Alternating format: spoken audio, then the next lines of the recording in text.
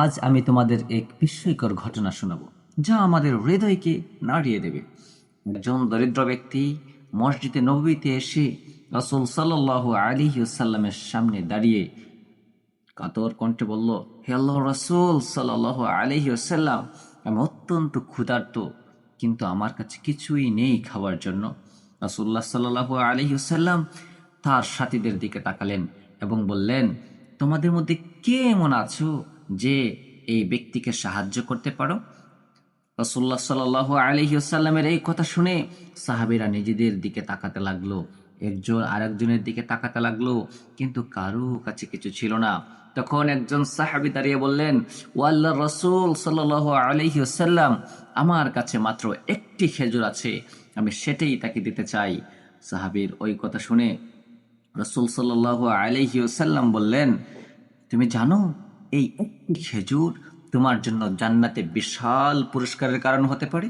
সুবহানাল্লাহ। এই কথা শুনে সাহাবীরা অবাক দৃষ্টিতে তাকিয়ে রইল। বন্ধুরা আমার, আমরা জানি না কখন কোন ছোট আমল আল্লাহর দরবারে কত বড় হতে পারে। হয়তো তোমার আমার সামান্য দানই জান্নাতে প্রবেশের কারণ হবে। তাই চলুন আমরা অসহায় দরিদ্র মানুষের প্রতি সাহায্যের হাত বাড়িয়ে দিই।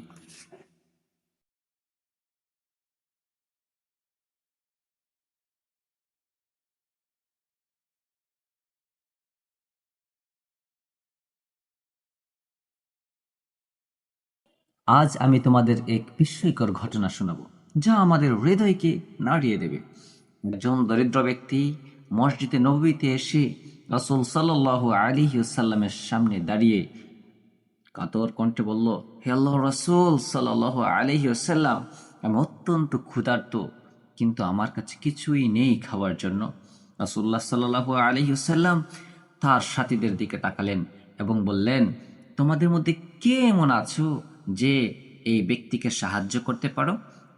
রাসূলুল্লাহ সাল্লাল্লাহু আলাইহি ওয়াসাল্লামের এই কথা শুনে সাহাবীরা নিজেদের দিকে তাকাতে লাগলো, একজন আরেকজনের দিকে তাকাতে লাগলো, কিন্তু কারো কাছে কিছু ছিল না। তখন একজন সাহাবী দাঁড়িয়ে বললেন, ও আল্লাহর রাসূল সাল্লাল্লাহু আলাইহি ওয়াসাল্লাম, আমার কাছে মাত্র একটি খেজুর আছে, আমি সেটাই তাকে দিতে চাই। সাহাবীর ওই কথা শুনে রাসূল সাল্লাল্লাহু আলাইহি ওয়াসাল্লাম বললেন, তুমি জানো এই একটি খেজুর তোমার জন্য জান্নাতে বিশাল পুরস্কারের কারণ হতে পারে?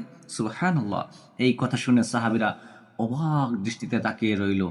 বন্ধুরা আমার, আমরা জানি না কখন কোন ছোট আমল আল্লাহর দরবারে কত বড় হতে পারে। হয়তো তোমার আমার সামান্য দানই জান্নাতে প্রবেশের কারণ